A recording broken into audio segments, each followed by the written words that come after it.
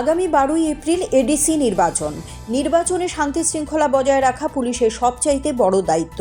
আর এই নির্বাচনকে সামনে রেখে সোমবার কাঞ্চনপুর থানায় সর্বদলীয় এক গুরুত্বপূর্ণ বৈঠক অনুষ্ঠিত হয়। থানার ওসি শ্রীকান্ত পাল এই বিশেষ বৈঠকের আয়োজন করেন।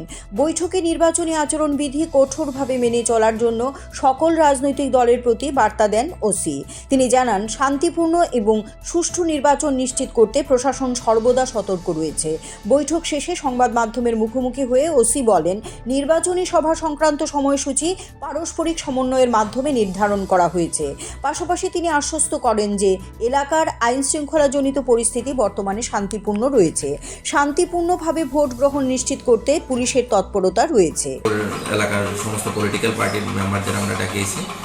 আগামী যে 12 তারিখ যে ইলেকশন, ওই ব্যাপারে আমরা একটা কোঅর্ডিনেশন মিটিং সমস্ত পলিটিক্যাল পার্টির সাথে আমরা করি।